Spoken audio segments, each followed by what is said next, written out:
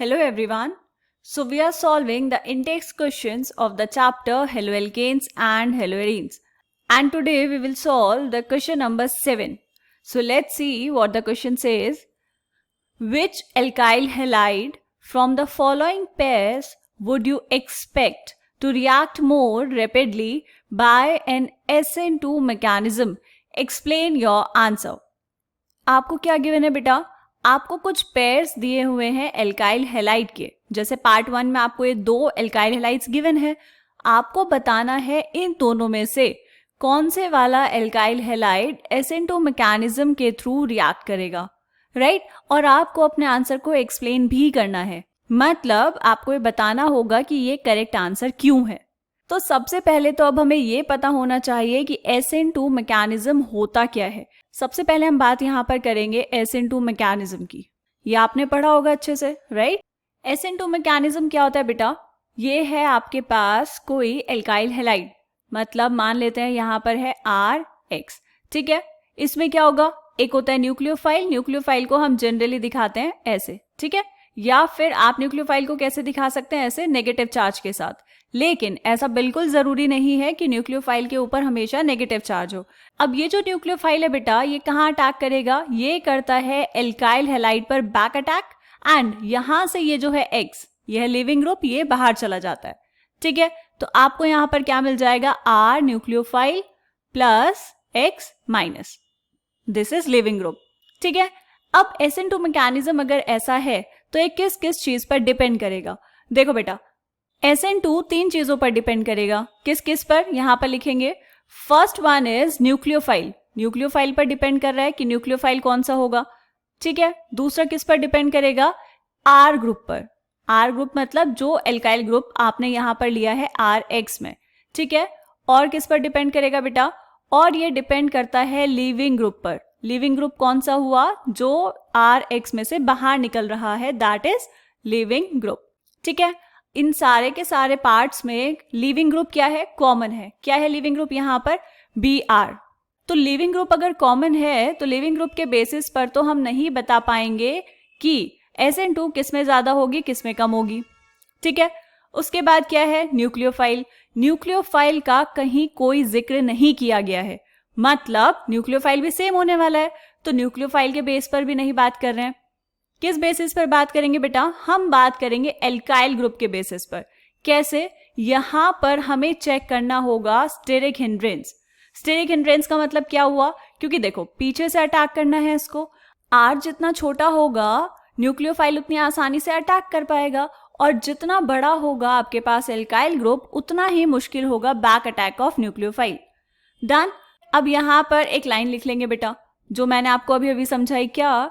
कि जितना कम होगा स्टेरिक हिंड्रेंस. स्टेरिक हिंड्रेंस का मतलब समझ आया? लेसर द स्टेरिक हिंड्रेंस, मतलब भीड़ भाड़ जितनी कम होगी उतना ही फास्ट होगा आपका reaction. Lesser the steric hindrance, faster the reaction, ठीक है? अब आ जाओ पार्ट्स पे. फर्स्ट पार्ट सॉल्व करेंगे. यहां पर ये है CH3 CH2 CH2 CH2Br. ये वाला कार्बन सिर्फ एक कार्बन से जुड़ा है, इसलिए क्या होगा बेटा? Primary alkyl halide, right? और यहां पर ये वाला कार्बन जिससे Br जुड़ा हुआ है, ये कितने कार्बन से जुड़ा है? एक इधर और एक इधर, इसीलिए ये क्या होगा? ये होगा आपके पास सेकेंडरी एल्काइल हैलाइड, ठीक है? बैक अटैक कहां होगा? यहां पर, ये जो सेकेंडरी कार्बन है इस पर. इसके आसपास क्या है बेटा? इसके आसपास लगे हैं कुछ ग्रुप्स. क्योंकि सेकेंडरी एल्काइल हैलाइड में स्टेरिक हिंड्रेंस ज्यादा होगी, इसीलिए स्टेरिक हिंड्रेंस होने की वजह से सेकेंडरी एल्काइल हैलाइड कम रिएक्टिव होगा. आपको बताना है would you expect to react more, तो मोर कौन रिएक्ट करेगा बेटा? फर्स्ट वाला, ठीक है? क्लियर है यहां तक? चलिए अब हम देखते हैं सेकेंड पार्ट. यहां पर क्या देखेंगे बेटा? यहां पर देखेंगे हैलोजन. ये है Br, और ये Br जिस कार्बन से जुड़ा हुआ है, इस वाले कार्बन की हम बात करेंगे. यहां पर इस वाले कार्बन के बारे में बात करेंगे, ठीक है? तो अब इसमें जो पहले वाला है बेटा, उसमें जो कार्बन है वो किससे जुड़ा है? आगे 2 कार्बन एटम के साथ.